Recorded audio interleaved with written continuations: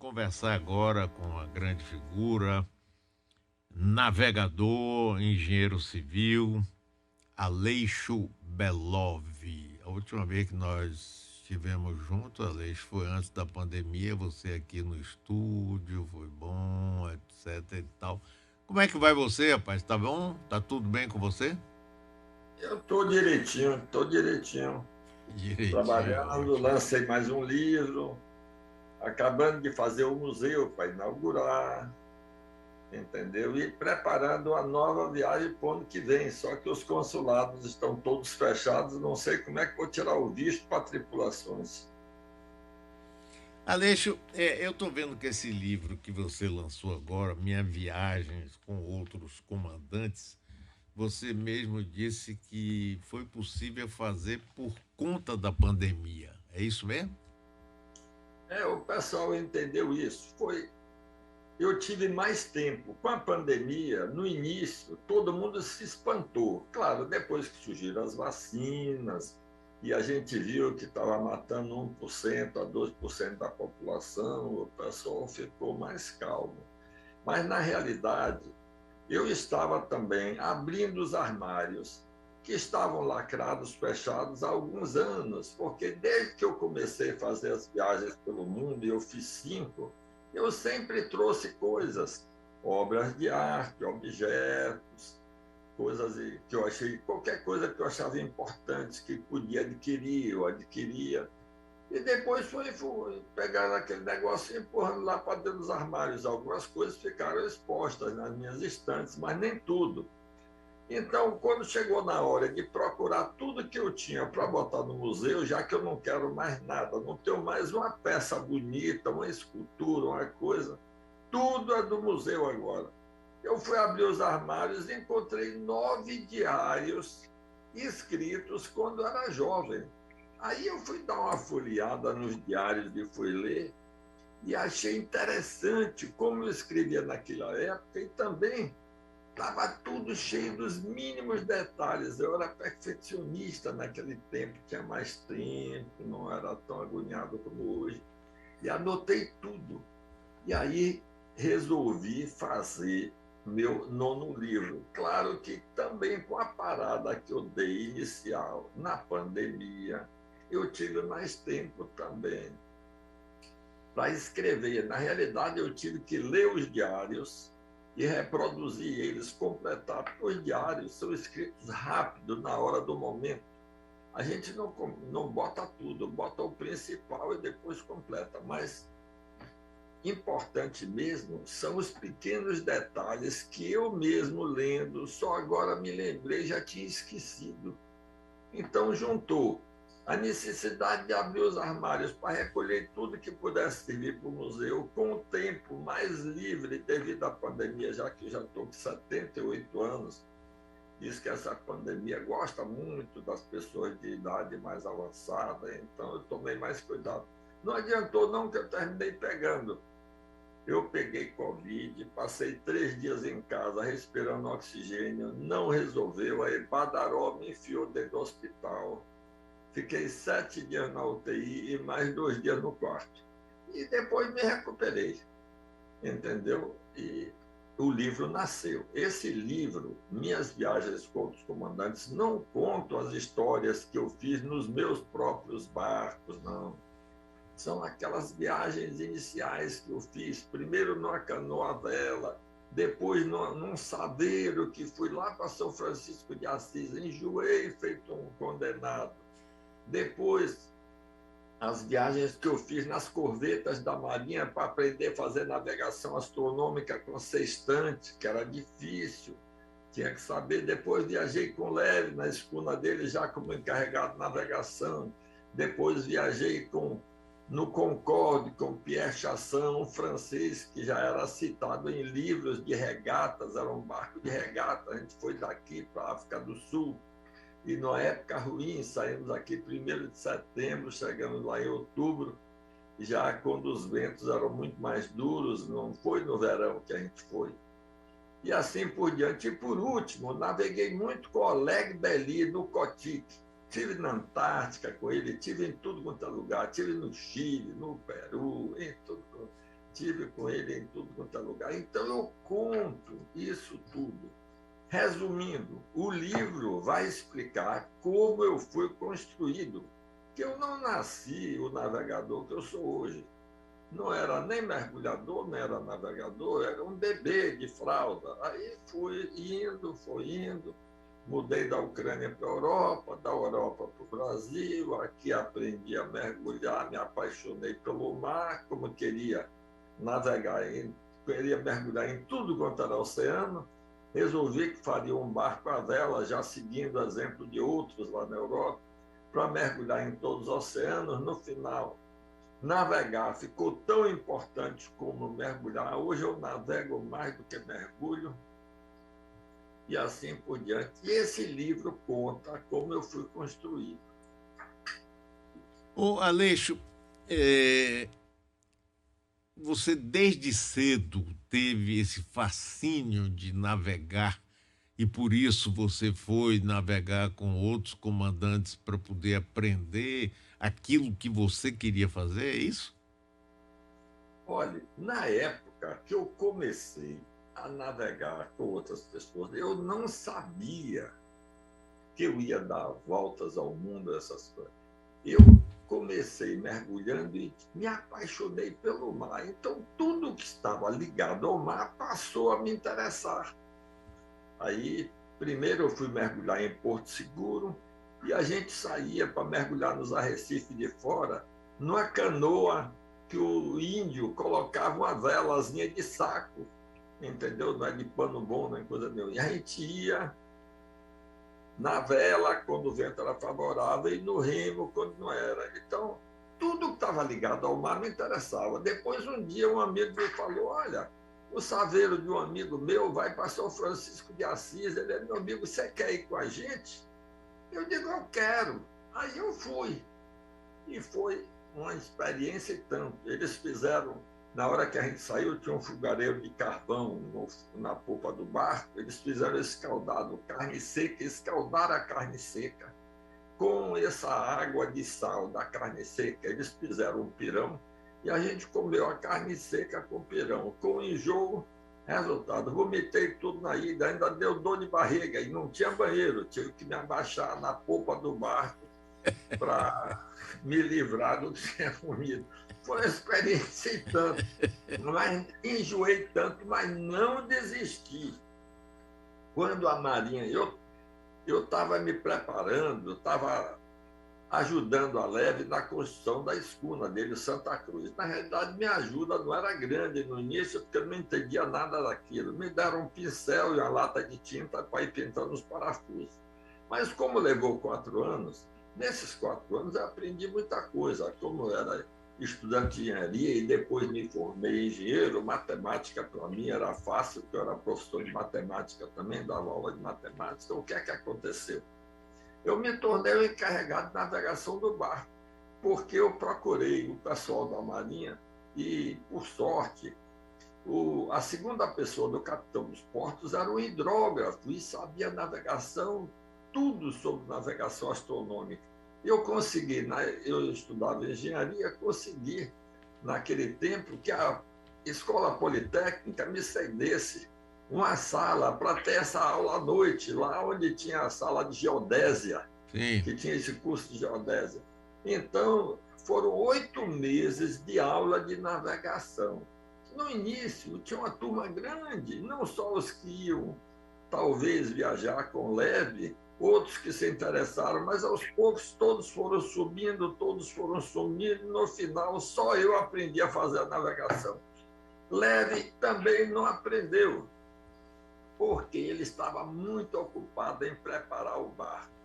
E preparar o barco deu muito trabalho. Então, Leve, que teve uma tintura do assunto, na realidade, depois eu e ele tiramos a carta de capitão, mas só eu mesmo aprendi e consegui fazer a navegação astronômica do barco. Então, essa daí, depois eu viajei com Leve no barco dele. No barco dele eu nunca enjoei, mas antes disso eu tinha ido nos barcos da Marinha. Rapaz, eu enjoava demais nas corvetas, barco de marinha, balança, que é uma coisa horrível. Se você deita, o enjoo passa. Se levanta, começa. Mas mesmo assim, eu treinei a navegação astronômica e foi o suficiente para eu. Eu fiz uma viagem até Abrolhos e de volta, e fiz outra até o Rio de Janeiro, nas corvetas da Marinha. E aí foi a parte da aula prática. E aí deu tudo certo. Então, tudo que estava ligado ao mar, de alguma maneira, me interessava. E aí eu ia viajar de barco à vela, era para mergulhar em todos os oceanos. Mas depois eu gostei tanto de velejar que agora eu posso mergulhar ou não. Mas, por exemplo, na primeira volta ao mundo, eu mergulhei em todos os oceanos. Mergulhei na Polinésia Francesa, na Grande Barreira de Corais da Austrália, peguei lagostas lá, foi uma beleza, vi aqueles corais imensos, entendeu? Foi tão interessante, mergulhei na Indonésia depois na África, nas outras ilhas que eu fui pegando pelo caminho. E, por último, eu já estava mergulhando menos. Eu estava mais navegando. Navegar ocupou o espaço de mergulhar, e às vezes eu mergulho, mas, por incrível que pareça, foi mergulhar, me tornei engenheiro e me tornei navegador. Eu misturei engenharia com meu amor pelo mar. Criei uma firma que faz serviços, obras marítimas e portuárias. Aí eu fiz porto para tudo quanto é lado e fui professor da cadeira de portos da Universidade Federal da Bahia.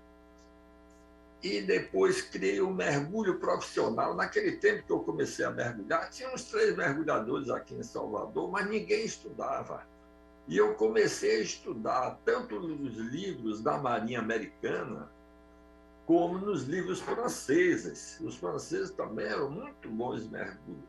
E eu me tornei um mergulhador profissional e depois criei a primeira geração de mergulhadores, a segunda e a terceira. Hoje eu tenho 400 mergulhadores na Bacia de Campos, no Rio de Janeiro. Imagine, quer dizer, mas tudo isso começou porque, quando eu tinha 16 anos, um amigo que ia estudar no Itamaraty não podia levar tudo, porque já estava com muita bagagem, me deu um óculos de mergulho. O óculos usado eu não sabia nem para que servia, porque naquele tempo não tinha televisão, ninguém nunca tinha visto ninguém mergulhar.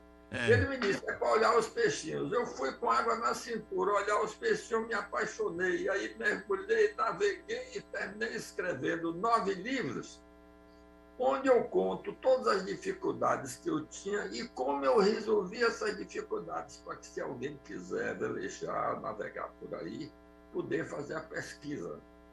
Mas não é só isso. Eu falei com os jovens do mundo todo. A cada um eu perguntava, eu queria ver qual era o sonho desse pessoal.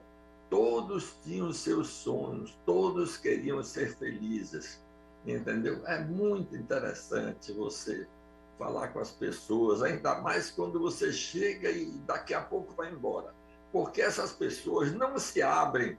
O vizinho, as pessoas estão em volta dele. Quando chega uma pessoa de fora e que vai embora depois de amanhã, eles contam tudo que tem na alma, tudo que guardam escondidos, trancados sob 7 chaves no coração, contam para você. Então a vida vira um caldo grosso, espesso, cheio de coisas maravilhosas. Até mulheres.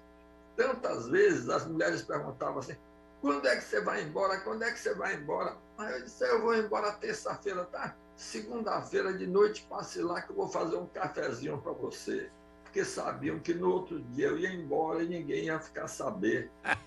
Ninguém ia ficar sabendo se o café foi gostoso. Que maravilha!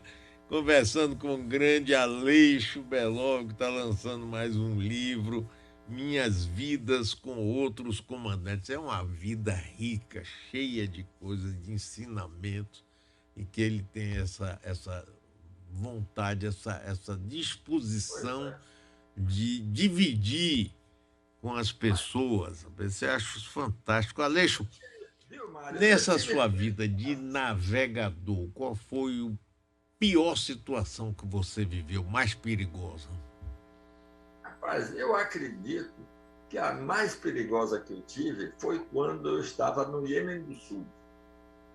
Eu estava casado naquele tempo e Lígia tinha vindo me visitar, então eu de manhã cedo, eu ia sair aquele dia de manhã, mas aí eu tive que levar ela no aeroporto, aí saí mais tarde. E do Iêmen do Sul, a gente anda um pedacinho e depois entra no Mar Vermelho. Esse pedacinho tinha tanto tráfego de navio, porque é no Mar Vermelho que tem um canal de Suez lá em cima. Então tá cheio de navio, então não consegui mais dormir naquele dia. Eu disse, à noite, pior ainda, que eu ia entrar no Estreito de Bab el-Mandeb, que eu não consigo esquecer nunca esse nome, porque foi ali que eu passei mal. Mas eu disse, mas não tem nada não, amanhã de manhã eu vou dormir, eu descanso. Aí eu fui, naveguei o resto do dia, a noite toda. Quando eu atravessei o Estreito de Bab el-Mandeb, lá dentro tem uma centena de ilhas, corais e arrecifes de tudo quanto é espécie. E eu estava solitário. Só existe um canal profundo e até balizado. Só que, como eu estava navegando sozinho, eu não podia ir pelo canal, porque era um navio atrás do outro, senão o navio ia passar por cima de mim. Eu tinha que estar fora do canal. E fora do canal tinha centenas de ilhas e corais. E não se engane, se eu batesse num coral daquele, ou então numa ilha, e nadasse até chegar em terra, eu estaria morto. Porque nessa é um deserto. Nessas ilhas não tem uma folha verde, uma gota d'água, nem uma pessoa morando, nada. Se bater, está liquidado. Resultado, eu não pude dormir o próximo dia. E os olhos estavam querendo fechar, sentindo aquele peso nas pálpebras, querendo fechar. E veja quem me salvou. Sim, eu não contei. Assim que eu atravessei, veio o maior temporal que eu já tinha pego até aquele tempo. Mas o temporal era de vento de popa, não era contra o lugar que eu ia, não era a favor. Então esse vento me varreu igual a folha seca, fez com que no próximo dia eu atravessasse essas 100 ilhas que eu ia ter que levar mais de um dia para atravessar. Eu atravessei isso tudo numa luz do dia. E quando chegou lá no final, arranjei um lugar para ancorar, perto de um lugar que eu encontrei um outro veleiro que me ajudou. E aí a mãe do cara, do marinheiro do outro veleiro, me trouxe um copo de chá e um pedaço de bolo. Eu comi, dormi, escapei. Eu já estava me considerando perdido, porque eu não sabia como, não tinha lugar para parar, não tinha como dormir, não tinha nada. O excesso de vento foi que fez que eu atravessasse essa zona perigosa num tempo recorde que eu ainda aguentei ficar de olhos abertos. Esse foi um dos piores lugares. Eu peguei outros temporais, mas não se iluda, não. Temporal é só 5% do tempo. 95% é de tempo bom ou médio. Entendeu?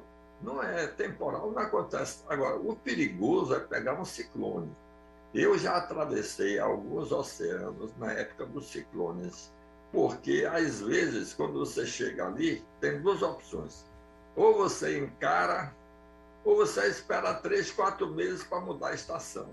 Então, no Oceano Índico, eu estava em Bali, na Indonésia, e se eu atravessasse para Cape Town, são 6.000 milhas que eu consegui fazer em 59 dias na primeira volta ao mundo. Eu atravessei na estação de ciclones. Quando eu falei para os outros barcos, dos que estavam vizinhos lá em Bali, eles me trouxeram a carta, um pilot chart, onde mostra os ventos e a passagem dos ciclones todos. Eles achavam que eu não sabia da existência disso. Eu abri a gaveta e mostrei que eu tinha o mesmo pilot chart. Mas eu tinha resolvido dentro de mim, se eu atravesso o Índico e chego em Cape Town, eu estou na porta do Brasil. É só atravessar o Atlântico, vou ligar para meus amigos, avisar, já estou aqui, daqui a pouco eu estou chegando. E fui na certeza de que ia dar tudo certo. Quando eu saí, 4 dias depois, bateu um temporal. Não foi ciclone. Ou então foi um ciclone que passou longe e eu peguei só um temporal. E o vento queria fazer meu barco andar para trás. Eu lutei 4 dias para não deixar o barco andar para trás. Aquela história de telefonar para meus amigos, de avisar que eu já estou indo, isso tudo perdeu a importância completamente. E eu descobri que dentro de mim tinha 2 pessoas. Um era cuidadoso, seguro, analisava tudo e só ia quando dava certeza de que era possível. E tinha outro que não tinha medo de nada, que achava que podia voar e que tudo daria certo. Então, horas, um estava no poder e outras vezes, outro. Quando eu estava em Bali, esse corajoso, que não tinha medo de nada, que tinha uma fé inquebrantável, que dava tudo certo, foi ele que fez eu sair. 4 dias depois, quando o temporal bateu, um temporal retado, como se diz, ele me abandonou e me deixou com outro, o medroso, o calculista, que analisava tudo com todo cuidado. O outro me abandonou e eu não tinha outro jeito a fazer, a não ser me virar.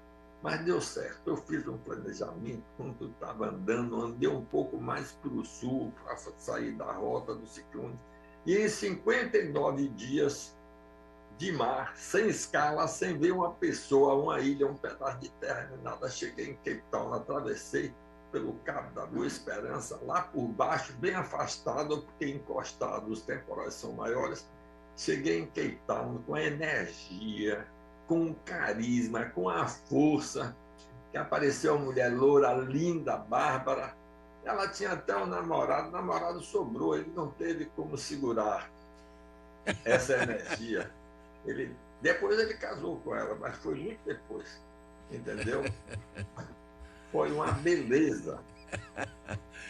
Eu estou conversando com o engenheiro civil, navegador, grande figura, Aleixo Belov. Aleixo, fale aí sobre o seu museu agora, que eu acho que é uma coisa fantástica que você está fazendo. Repare o seguinte, eu tive várias fases na vida. Primeiro, Primeiro, naveguei com os outros para aprender e pesquisar nos livros de olhe, que antes era muito difícil pesquisar, porque ninguém tinha feito volta ao mundo por aqui, de jeito nenhum, nem tinha com que aprender. Eu tive que pesquisar por livros estrangeiros e quando chegava algum barco estrangeiro aqui, eu na mesma hora me oferecia para ser guia de turismo, levar eles para conhecer Salvador, para poder fazer algumas perguntas. Como é que vocês sobrevivem? Como vocês fazem navegação? E como é que vocês ganham dinheiro e arranjar dinheiro para viajar para o mundo e fazer...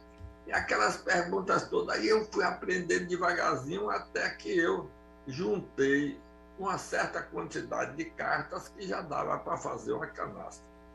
Então, primeiro eu naveguei com os outros, depois eu criei meu próprio barco. E depois de ter navegado no Santa Cruz, uma equipe de 8 pessoas, e também navegado com Pierre Chassan, só 2 pessoas, eu e o Pierre, foi uma maravilha, porque sempre um estava dormindo. Em 5 dias de viagem, com Pierre eu fiz de Salvador a Cape Town, aqui pelo Atlântico. Sempre um estava dormindo. No início eu não sabia como é que manobrava aquele barco de regatas, era diferente das escunas que eu conhecia e tal. Mas em 5 dias eu dominei isso. E aí ele estava dormindo, eu fazia todas as manobras sozinho, não chamava ele, entendeu? E aí eu descobri que eu era capaz de manobrar o barco sozinho. Naquele tempo eu era jovem, era muito forte, tinha uma saúde retada, tinha tudo. Resultado. Então, foi nessa viagem de Pierre Chassan que eu resolvi que era mais fácil eu manobrar o barco sozinho do que administrar as intrigas a bordo, porque tripulação grande é complicado. Pode ter nada. E aí, repare bem. Então, depois eu fiz meu primeiro barco e resolvi dar a volta ao mundo sozinho. Dei a primeira volta ao mundo, gostei tanto, mas a primeira eu só parei em 14 portos. Primeiro que eu não tinha quase dinheiro, tinha tão pouco dinheiro que eu mesmo lavava a minha roupa, eu mesmo fazia minha comida, não parava em marina nenhuma. Só na última, lá em Cape Town, já na véspera de atravessar, que eu parei. Eu fui com US$ 10.000 incompletos para dar a volta ao mundo, mas naquele tempo o dólar valia muito mais. Bom, então eu fiz a primeira volta, gostei tanto, vendi 360 livros na noite de autógrafos, o livro que eu escrevi. Eu já queria sair para a segunda volta ao mundo, mas achei que eu estava exagerando. Eu não tinha uma casa, não tinha nada, só tinha um barco. Aí o que é que eu fiz? Eu resolvi ficar 5 anos, aí comprei um terreno novo, fiz uma casa maravilhosa, isso e aquilo, e aí saí de novo para a segunda volta ao mundo. Na segunda volta ao mundo eu parei em 45 portos. Na primeira eu quase não parei, porque eu tinha medo de arriscar o barco. Você entra num lugar que tem um canal apertado, cheio de arrecifes, difícil de fazer a navegação, daqui a pouco você comete um erro. Então eu parava pouco e também não tinha dinheiro. Então eu fiz a primeira volta. Na segunda eu passei mais à vontade. Eu já tinha feito meu sonho dourado, já tinha dado a volta ao mundo sozinho, já tinha ganho da Marinha o diploma de ter sido o primeiro navegador a dar a volta ao mundo com barco veleiro de bandeira brasileira. Então eu passei à vontade na segunda. Depois disso eu resolvi ficar mais para desenvolver mais minha firma, que eu tinha. Eu, logo depois da primeira volta ao mundo, eu fiz a Belov Engenharia, mas quando eu saí, tive que dar quase tudo, não tinha onde guardar, guardei só algumas coisas. Da segunda volta ao mundo para a terceira, eu desenvolvi muito a firma, a ponto para quando eu fosse dar a terceira volta, não precisar parar a firma continuou trabalhando. E eu passei, nessa terceira volta ao mundo, passei com os lugares melhores do mundo, os lugares mais bonitos. Eu fiz coincidir com as férias dos meus filhos para que eles pudessem vir de avião e conhecer a Polinésia Francesa, as Marquesas, depois a Indonésia, Bali, o Oriente, depois a África do Sul, e de lá ainda aluguei uma caminhonete, fiz 6.000 quilômetros pela África com a caminhonete 4x4, com não sei quantos camburões de água, de gasolina e não sei quantas caixas de biscoito e chocolate, caso a gente ficasse preso em algum buraco assim, do carro quebrasse. Assim. Então, a terceira volta ao mundo foi para os filhos. Então, eu achei que eu fui tão feliz no mar, que aí veio a segunda fase.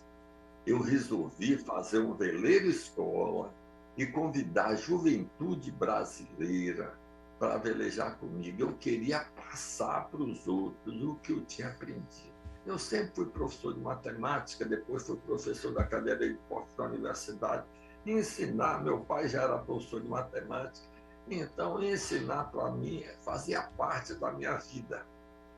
Então eu fiz o veleiro Escola Fraternidade, e com ele eu já dei 2 voltas ao mundo, já estive no Alasca, já estive na Antártica, e já ofereci 50 vagas, porque o barco tinha 12 beliches e os alunos faziam 1/4 de volta ao mundo. Então, só numa volta ao mundo eu podia ter 4 tripulações, se fosse de 10 pessoas já seria 40, mas na realidade alguns repetiram, às vezes eu não mantive o barco totalmente cheio. Então, em 2 voltas ao mundo, mais uma viagem extra que eu fiz para a Antártica, e voltei, ofereci mais de 50 vagas para a juventude brasileira e não cobrei nenhum centavo de ninguém. Foi meu presente para a juventude brasileira. Beleza! Fui eu e a Belov Engenharia Limitada, a minha empresa. Inclusive, o Fraternidade, o Veleiro Escola, não me pertence, pertence à minha empresa, a Belov Engenharia Limitada. E agora veio a terceira fase. Eu tinha trazido um acervo muito grande. Ninguém fica para semente, né? Todo mundo um dia tem que morrer, descansar, né? Porque finalmente a gente já fica cansado, aí o que é que acontece? Quando o camarada morre, cada filho, eu tenho 5 filhos, cada um ia levar um pedaço, dar alguma coisa para os amigos, ia espalhar tudo, e nem sempre podia servir para eles aquilo, para uns serve, para outros não serve. Eu resolvi que era muito melhor eu fazer o museu e também, primeiro, E a Fundação Aleixo Belov, onde tem a biblioteca, com os livros náuticos, com as coisas todas, onde dá aula de navegação. Até estava dando aula de navegação lá o Davi Xará, morreu de Covid, agora tem que arranjar, vai ter curso de melhor aluno, vai ter aula de xadrez, vai ter um bocado de coisa. Então, eu resolvi fazer o Museu do Mar Aleixo Belov, em que eu botei todo o meu acervo, tudo que eu trouxe do exterior, todos os quadros, todas as conchas, todas as esculturas. Botei lá as cartas náuticas, onde está desenhado o roteiro por onde eu passei, se alguém quiser pesquisar, estudar. Então, onde vão ser vendidos os livros, quem não teve a oportunidade de comprar o livro no lançamento agora, esse e os outros, todos estarão vendendo lá, e assim por diante. Então, resolvi fazer a principal peça desse museu, o veleiro Três Marias, com o qual eu dei 3 voltas ao mundo em solitário. Eu, para botar o veleiro lá dentro, eu cavei um poço para que ele ficasse assim, dentro de um poço, numa altura, como se, quando a gente anda do lado, como a gente estivesse vendo ele no mar. Porque quando a gente vê um barco no mar, a gente não vê do meio para baixo, né? Só vê do meio para cima. E para botar esse barco dentro do museu, eu tive que arrancar a metade do telhado do casarão. O casarão só tinha paredes e um telhado, não tinha nada, era completamente oco. Eu cavei o poço, arranquei o telhado, joguei o barco dentro, fechei o telhado e fiz a obra do museu. Coloquei 2 andares a mais, então ficou 3, o térreo e mais 2 andares. E aí coloquei todo o meu acervo, tudo que tinha. Eu não tenho mais nada. Eu não preciso de nada também. Tudo meu está no museu. Minha história, meus livros, minhas cartas, tudo. Está tudo lá. Para quem quiser pesquisar ou descobrir ou aprender a navegar, fica bem mais fácil, porque quando eu comecei não tinha nada disso, não tinha onde pesquisar, onde fazer nada. Isso também é a juventude brasileira. Aí eu lhe pergunto, por que eu estou fazendo isso? Porque quando eu cheguei aqui em Salvador, a gente veio fugindo da guerra, nasci na Ucrânia, e meu pai rodou a Europa toda, depois através da Itália e migrou para o Brasil. Cheguei aqui com a dificuldade danada. Não sabia falar uma palavra de português, não tinha um tostão no bolso. E essa sociedade permitiu que eu estudasse, que eu crescesse, que eu aprendesse, que eu me tornasse quem eu sou. Está na hora de devolver. Então, eu comecei levando os alunos sem cobrar nada, nas 2 voltas ao mundo que eu fiz, mais a viagem para a Antártica, e agora o museu, a fundação. Eu, em vez de gastar o dinheiro comprando apartamento, fazenda, eu sei lá o que é que eu podia, ou investindo na Bolsa, eu tenho a Belov Engenharia, junto com meus sócios, onde nós trabalhamos, e o resto tudo eu estou investindo no museu, em educação, entendeu? Um presente, estou devolvendo. Funciona onde, Aleixo? Onde funciona esse museu? É no Lago de Santo Antônio. Ele vai funcionar, ainda não foi inaugurado. A previsão é inaugurar em novembro. Ainda não tem data. Inicialmente ia ser no dia 4 de novembro, mas a gente ainda não tem certeza se vai ser no dia 4 ou vai ser um pouco mais adiante. A gente está acabando de fazer tudo. E eu acredito que mesmo no mês de novembro a gente inaugure o museu e ele estará à disposição de quem quiser visitar. Aleixo, olhe, parabéns, viu, rapaz, pela sua existência, pela sua vida, pelo seu trabalho, pioneirismo, sensibilidade. Um prazer enorme sempre conversar com você, viu, meu amigo? Parabéns mesmo. Obrigado. Você é uma figura maravilhosa, rapaz. Que bom que você existe, Aleixo. Obrigado. E você também. Eu lhe conheço há muito tempo.